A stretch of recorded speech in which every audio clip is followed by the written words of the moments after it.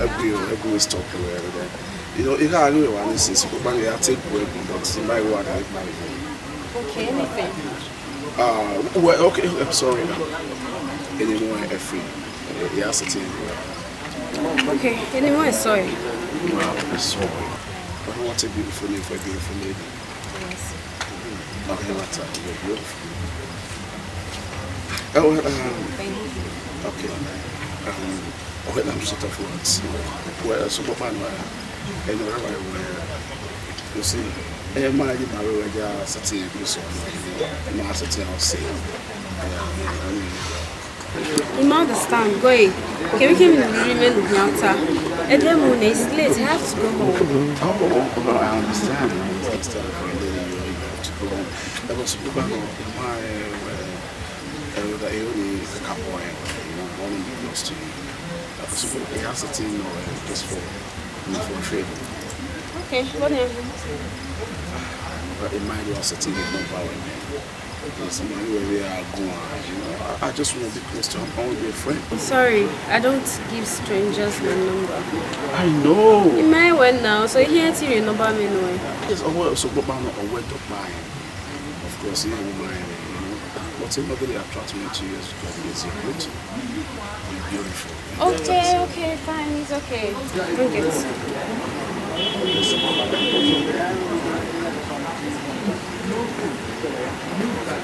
That's my number. Okay, I have to go now. Sorry. Sorry. Yeah. Okay, I have to go. Oh, all right.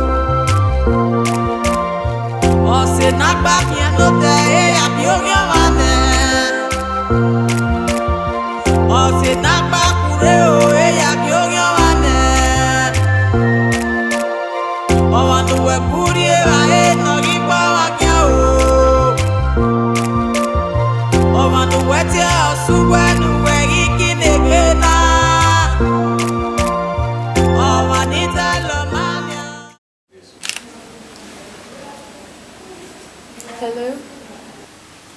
Hello, my lady. How are you? I'm fine. Ladamanogwa. Oh, I'm sorry, my bad. Well, you may not feel you're soon to be now.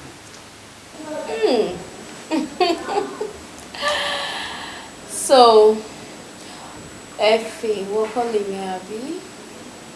How are you now? I'm fine. Anything for you, my lady. Okay. What's going on? Hello. Yeah, anyway, I want to make a request. Just one request. A request. Oh, ask. Anyways, I'm all ears, okay?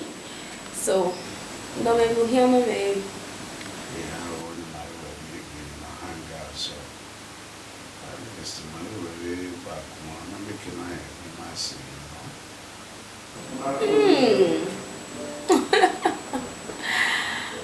Oh, the man got up. Say something like that. They want Okay. Mama, no wala. I'm always. Okay, I'm a baby weekend in another now. It's okay. Yeah, I'll go here. Sister, where I'm going all the weekend. I say, well, while I anticipate seeing you. No wala. Where you see? It's okay. I have to go now, okay? Oma, let me leave my lady to rest. We'll talk tomorrow. Okay. Good night. Good night. Bye.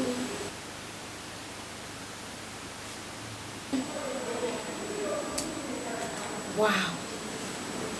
Wicked.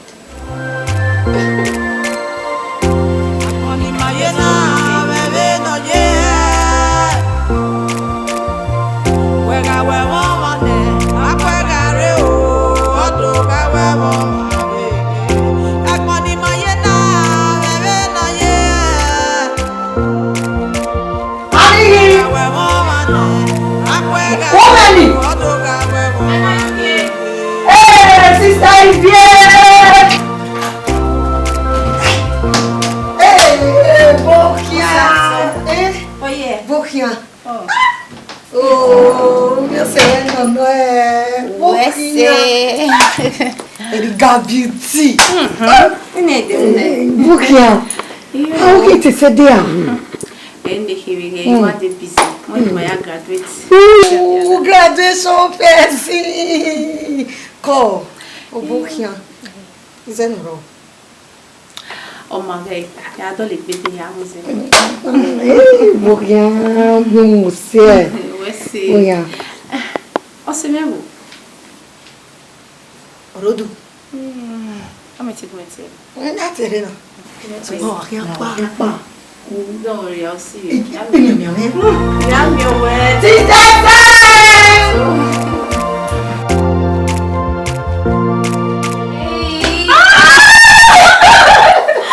Baby! Babe, get no shiny hair. I don't understand. No, check out now. Hey, sorry, give me one. Babe, relax. Unlike Magari Square, changes the road now. Look at you. Anyway, we are over. You are chatting over. Wait, who, mother? Madam. Oh, like a gossipy babe. Calm down. Gossip is all over me. Where I know. Anyways, relax. Down your here, only how many me go. So, if you were here, a stranger may hear, Mana. Okay, that's fine. That's fine. Here go me someone. Go go. Babe, we calm down now. I don't understand. Don't like aproko babe. How did your vacation go? It was sweet. I had a lot of fun. Yeah. Oh yeah, you miss Ubolo. Yes. Also, when I shine me, Mama. Well, Benin, we're based on a lawyer now. Oh my God! Me why you out kick you here? You in a business administrator. Rubbish. You no tell no me when any graduate working. Calm down. You lawyer you will be lawyer when they collect money. Now block oh. But you are graduates too now. Say now. Yeah, put me say. Yeah, go you know some music get it. Idameo. But we made any busybody when I saw him. Oh like, my God. Well, it's fine. I know. Nothing serious, actually. Only girl planning near a supermarket some weeks ago. Like this guy, the Mamegbe, Manatwebe, you know. Emi Yanide, other way here pay you. I'll pay you. And then, after the voice, wait. You're so naughty. Like one the full details. I need that really. Nothing serious now. But by weekend, But I like him already. Yeah, only one time I mean, my friend don't love. I will love you. I don't love her like this. Okay. I know your brand.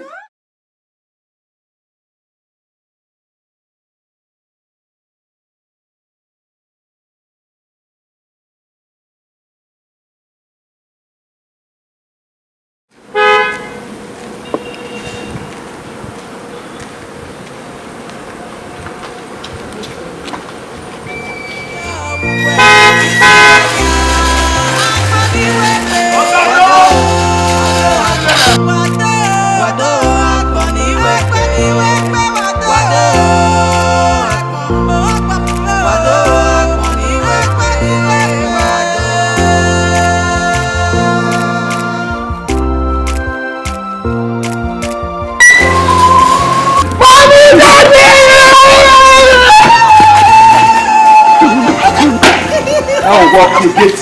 Walk careful. Go on, boy. Yeah. Tell the trouble.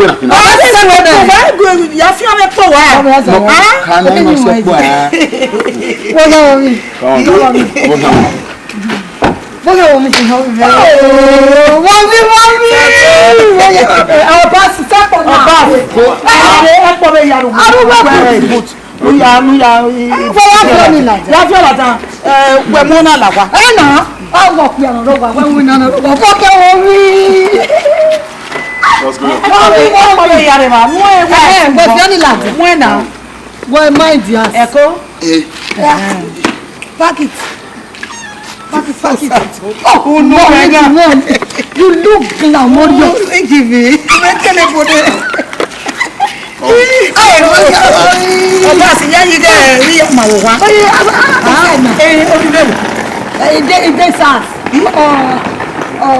Computer. Sister.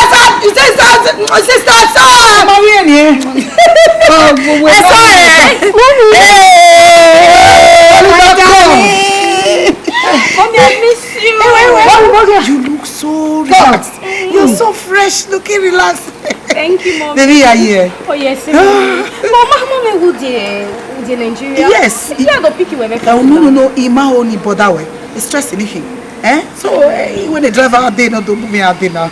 You know, Ima only disturb way. But I miss you. I miss you too, like darling. I miss you too. Come here. We miss the graduation. Oh yes. When you have to wear anything to be in your graduation. So a meeting, political meeting arrangement in the Magao. I'm not going to boy but when in the you know I'll make it up to you. Mommy, I know what you can do. That's my girl. Oh, Mommy. So get that water. Mommy, yes, you can't until you marry. My mother, you can't quarrel now. So my name is Salomon. No.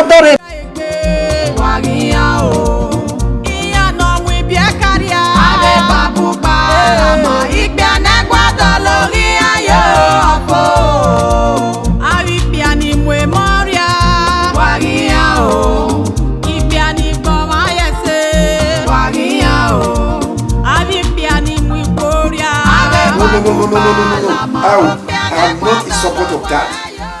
That the Nagba for politics no Nagba position. Look, let me tell you, that position is meant for another person. You see? Tell me what chairman we more have. That is why they will not cross your cross area. They will not cross your cross area. No, I'm not in support of that. And tell me what chairman video. That my women support her. All right now. Bye.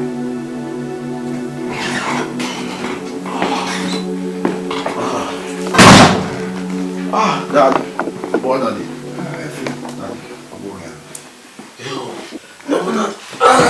Why do you be a career team? I will not be your kind be. Yes, sir. But where you are serious? What are they having when I can be? You know, when I'm a year, I mean, you know the nature of my job. So, most times, I will miss it. Me, I did where Latin, where I don't go so me, I did. When you say, man, I like me, they were saying, the car business, so I have a goose ring, so I goose me a little way. I'm going to be off to the anyway. So, you have to talk about it. So they are saying, I'm for some days now. That is my son. You see, a man have to survive. That's it. Amau, my dear, I'm proud of you. I'm proud of you too, Dad.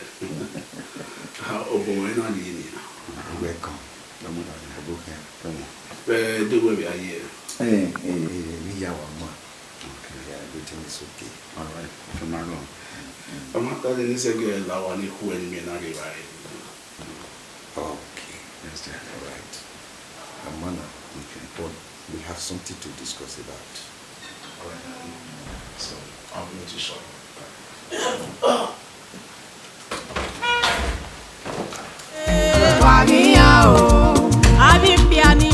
Osalubo gbéra mẹ́mẹ́ bàbá o. Igana weni le woni na o. Gbéra mẹ́mẹ́ bàbá o. Osalubo gbéra mẹ́mẹ́ bàbá o. Igana weni le woni na o. Gbéra mẹ́mẹ́ bàbá o. Wasona ngaba go wa mu ija gwede na o ya pa gwede da is wa gbede. Wasona ngbe na mu wa ya gwede. Sato. Hello, Larry. Sato. I know where he did me on ni me wana. Okay. We me we e ma da no kwa ga ize. O ye na ase. Mo kilele. Oye wi mu na. Mu ni ba na. O han we na. Are re ku we ro. Me. Ida. Agona. Mo gba. Me aka ku mi na. Agba ku we. Me mi o nege o wa me e gele gbu e. E ba na do gele. Ija Sato Larry. O si Larry. Odun. Ugbe ya gbo to na ka me ta ku me wo wada. Wọ́n ní irú rẹ̀ báyìí náà ju ọ̀hún. Bàmà. Sato we wa ru rẹ̀ yan mi. Irú rẹ̀ ju ọ̀hún. Ama bi o se wa. Ama bi me se ma. Agwa. Ija. Odegbe. Ọdún gbọ́ na ro bi rẹ̀. Ija, me ma te bunu beba. O ma. Na isi me ta gbe. Me no nje na. E be na gbe yan gbe ari yo na. O ivi gwe the value to. O iti me sister o satso. Ah, Larry ge oje me be di onwe. Ayo ni mo. Ayo ni mo. Ni digwe. O vigwe the value to. Okay. E be na. We mu ja. Wa we mi tai ba. Sister o satso. Sister o sato iku. E bo gwan. Me dagbe. E pagbe. Gbàgbé be o ẹkún àwọn àyàrọ̀ rẹ̀ ni àmì ẹ̀. Ado babo lawo. Me. Ade. Me nu emu la na me. Ada. You be your way oh ya. O se na gba mi no te e abi o yan wa ne. O se na gba kure o e abi o yan wa ne. O wa nu we kuri e wa e no gi pa wa kya o. O wa nu we ti o su we nu we iki ne gbe na. Wa ga yo wa ke won che ba wa yo yo mu ma ni na e mo yo ko ma yo kwa ka o. Wo ni bi ni ani kan wa mi. O pa ni.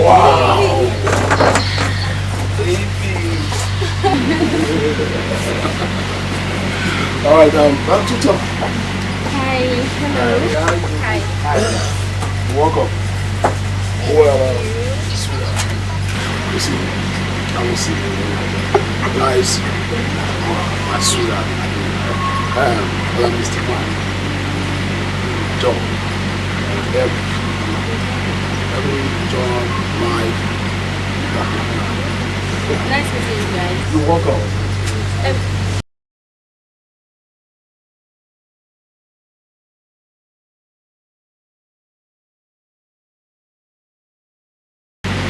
I'll be right now. When you're very, you know. Yeah, we don't get boys now. I know ya. Come on. That's my squad. Wow, one more. Yeah, no wahala. No wahala.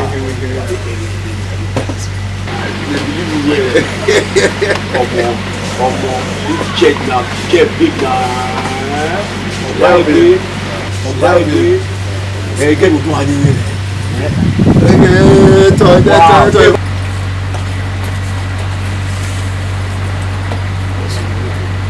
What is really of this? It's a way my baby was packing on where or young got to me. Hey, actually, my real work, I was in the what's the name?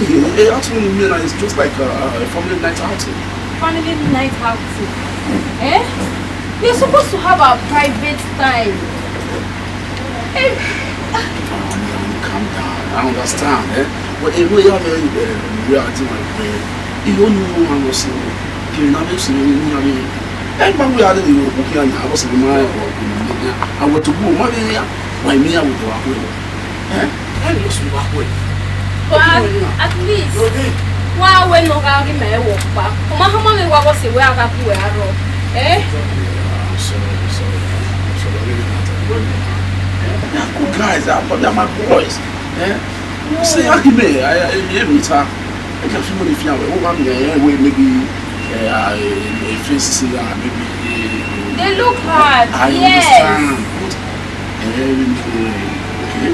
Even though they're cool guys, they're nice guys. I'm not having me, but I'm not comfortable with this at all. I'm not. Eh?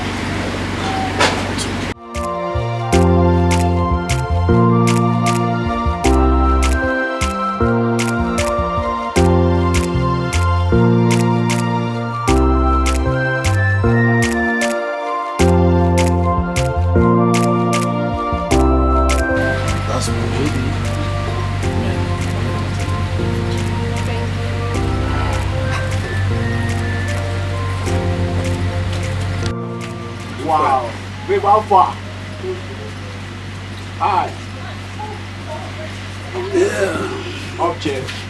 Yeah. We're back. Jay, you get a good thing. Wow. What can one on that? Jay, go high. You are ready.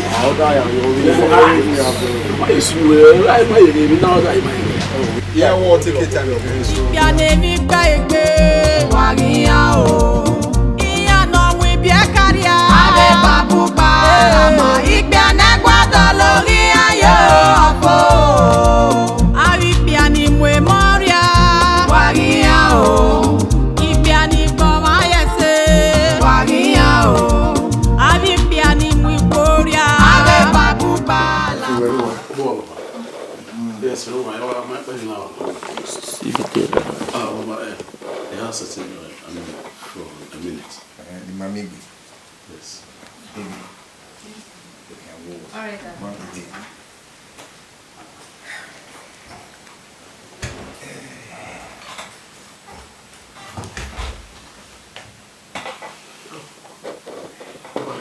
Anna, what man? A girlfriend, man. What? A girlfriend where? Obi ami mi na me my come when. Yo. You when he na ya. Why you go na obi? Efi. Igbi bi carry na. You we ke kine. Igbi bi carry na igwalo. No, I like them young. But why you like young? So when you like them young, who may mean young guess boy, you go me. Obi ami mi na ona. We don't work in the center. What check again? I said this should be 16, 17 years. Yes. I'm like, but I don't know. I said 20 years now. Yeah. I guess you go as a politician. I guess you yogi halfway. Umami mu. Oh, man, I keep it now. Like, man, I can't.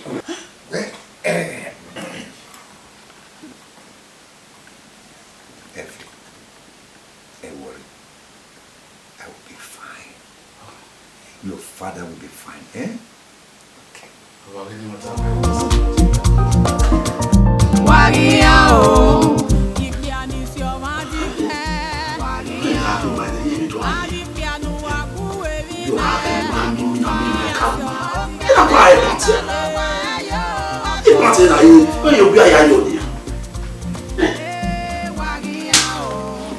Ipiani si o ma di ge.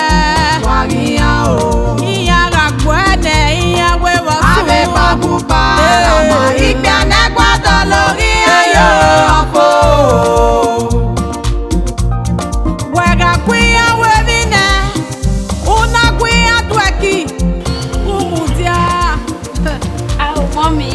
When are you asking mommy? You could relax you, mommy. I see. What you?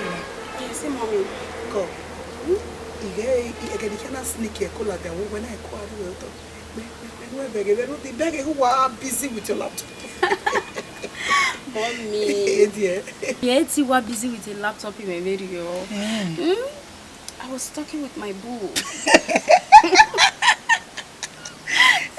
Sorry. Mommy. When they didn't make me give me my busy schedule. Mommy, what a me guy now, you need to see him. Mommy, this guy is my spec. Mommy, you need to see this guy. Mommy, this guy swept me off my feet. Really? Yes. Sorry.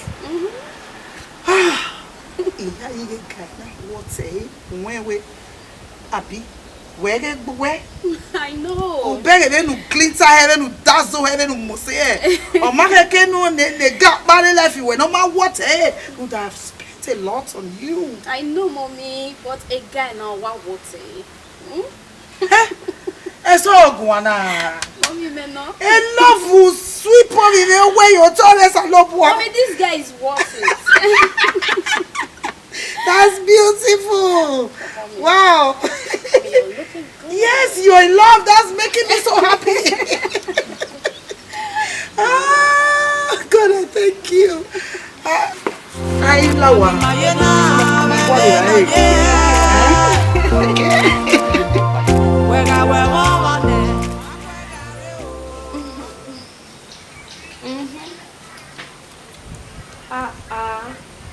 Don't want to hear like a go on invasion. Eh? Sweet soul like you. Come on. I mean, want to hear like you were now. Baby, I'm not flattering you. That's the truth. When now? What am I right now? That's my baby. So, we're safe. Yeah, I'll call you when you me around. Wow. Okay. I love you more. Okay, bye.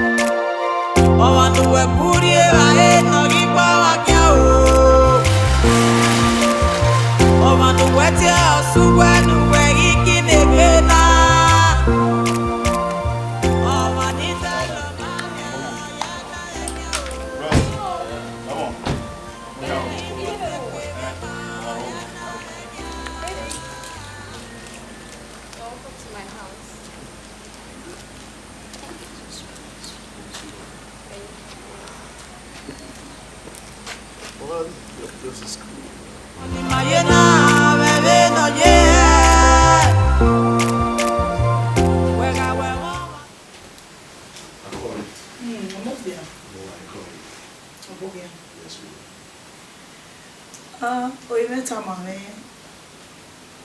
A lot about you.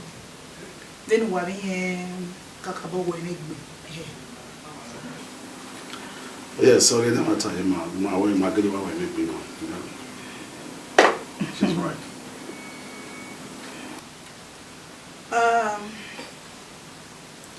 Well, what do you do for a living? Well, I'm motorway here, so I import cars from the US. The US. One way.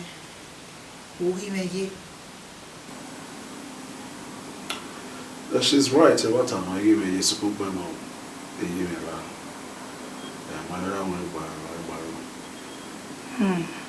Very sorry about that. So, era Mario Boy? No, not at all. Money.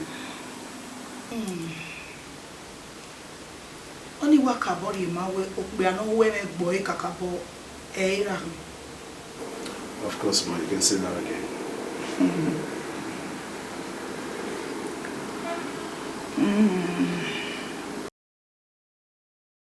More when we met here, I needed to be very sure that she's in a safe hands.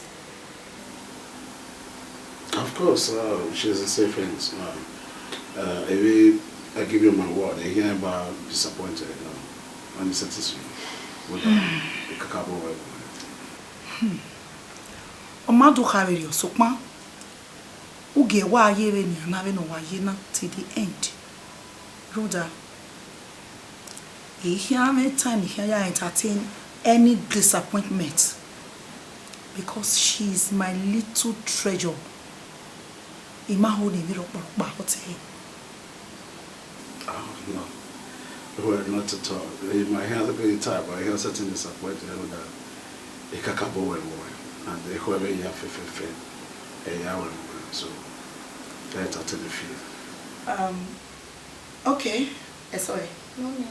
Yes, why Van one nega go big one. Okay, mommy. La whole. My whole toy with her. Rhoda, she's my treasure. I live my life for her. Please, make sure I am safe. And if you do that, you got my back. Come on. What's it? What's it? Feel free. When I came, then you can.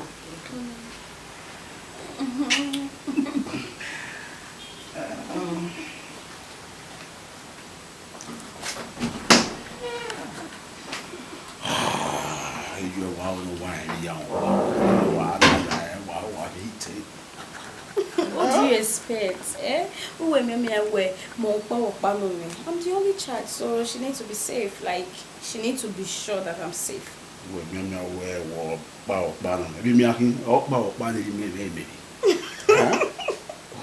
No, baby, don't start. Don't just start, okay? Well, your home is beautiful. Thank you.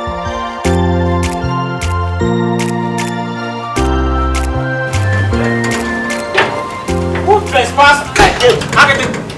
What are you? Hello, baby, me Owana. Like, baby, don't me. Baby, hi, baby. Owana, what say? Where that way, baby, Owana. Where it baby J. O da o do ni. Wa pa o da o do. Ijo mo da wa bi wa. Omo wa so wa ni baby J. Akian. Baby!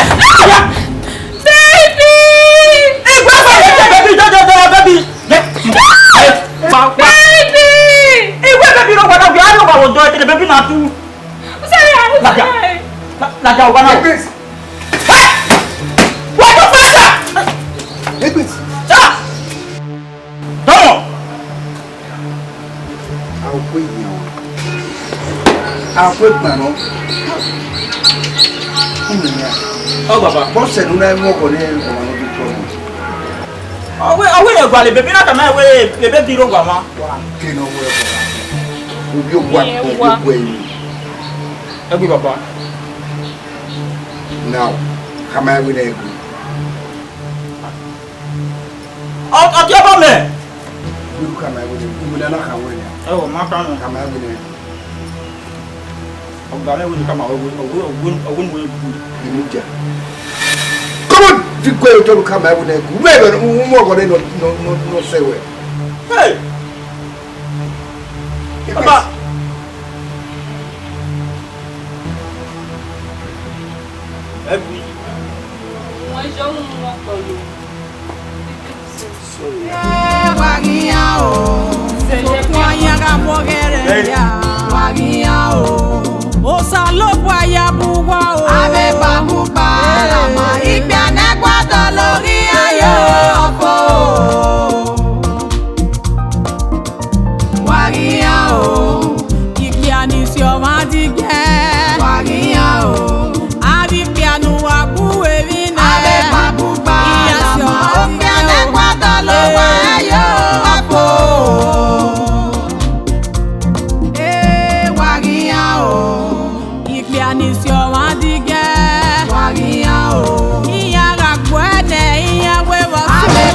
Bye.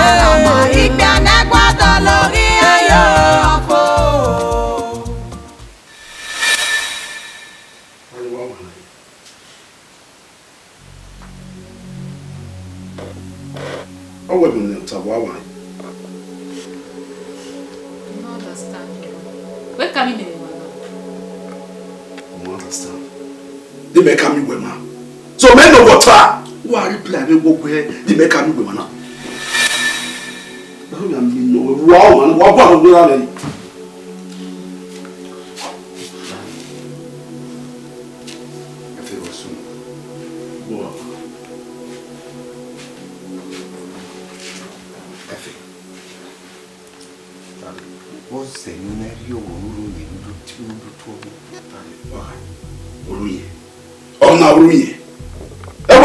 Daddy. Oh, that agree with our hey. We don't actually say now. Oh, now it's an friendly boy. I'm a wait to one head to one. Shut up! Baby, all right, dear.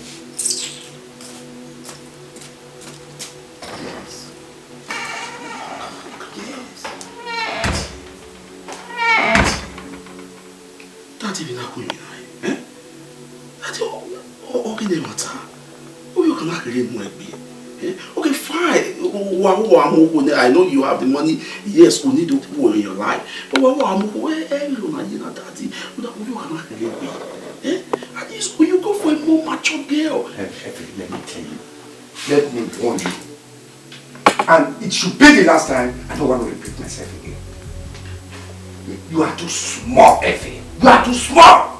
Okay, no, tell me, this is what I'm supposed to do, and this is what I'm not supposed to do. Okay, hey, don't know will be try. If you try it any other time, you will see my other side. Nonsense.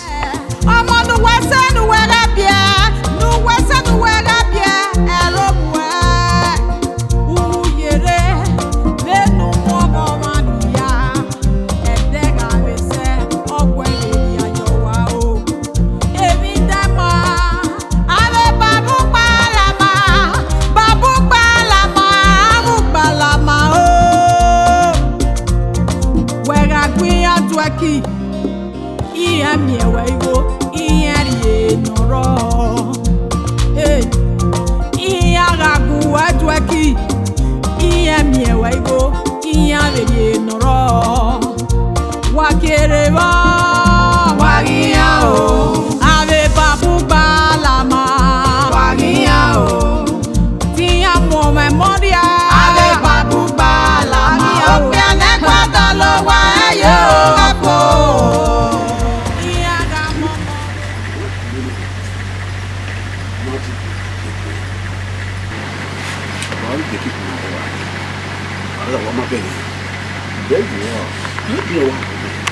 They keep you what you buy. You are sister, one. In your work, is a yummy. Oh, but I know you have a woman. Hey, me and the wild that is you to women.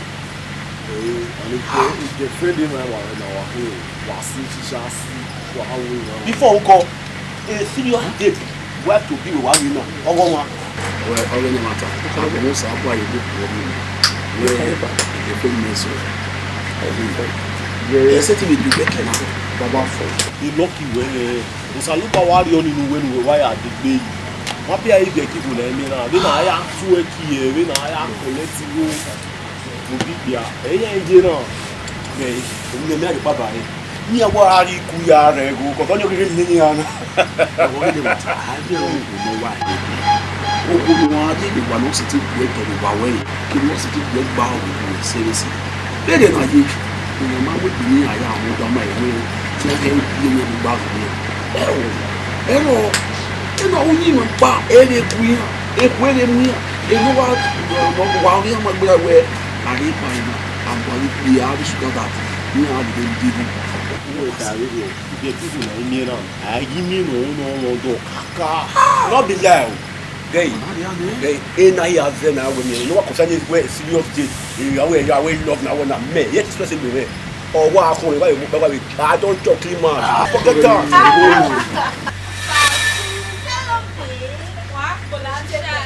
Boss, let's do it. Where are you? Again, you can feel it around the young people around the kids. You can work. Boss. Okay, see, where we have to be. Come on, it's a bit to go. I feel it. We can't put it up. Yeah, they didn't miss you. Imawaya. You mean? Okay, every night we tell you what you want to show. Who you need, you have to confirm me. Maybe I'll respond. Avbe Baba-Ugbalama. Tia for memoria. Avbe Baba-Ugbalama. Oke nekwata lo wa yo kako. Iyaga momo mo wagia o. What's in What's in Where am I? So I been life now when it's time. You can't have no even no pan one or five. You know how go so I bet she shall well leave. Then we're here sana. What's in Oh, what put you in me baby? Do I have any business with you? Eh? Baby. When yeah. Obi baby man, obi she. Wow. We hear you. He's so cute.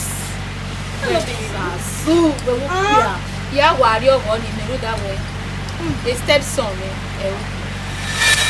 I will give you that respect because of my baby. Oh my God. What's that? Wait. Boss. Oh my God. That's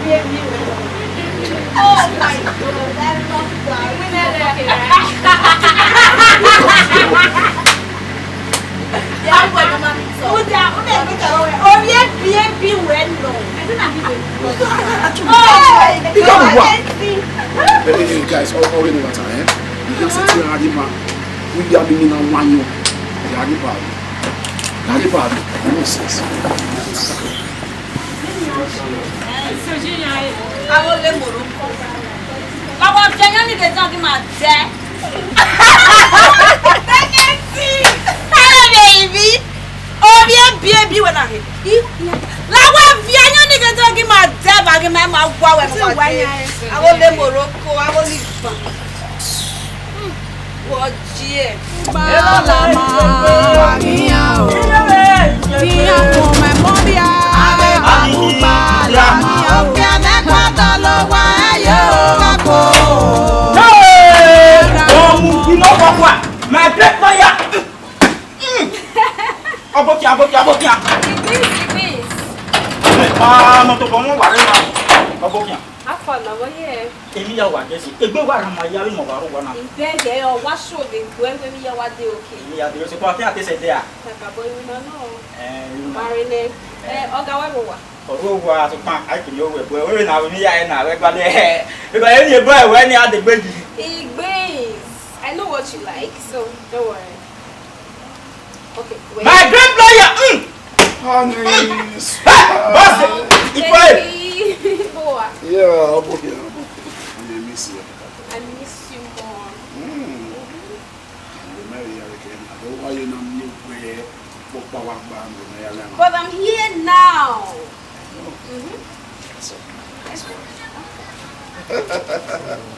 It brings. Why don't you have the baby? Why not?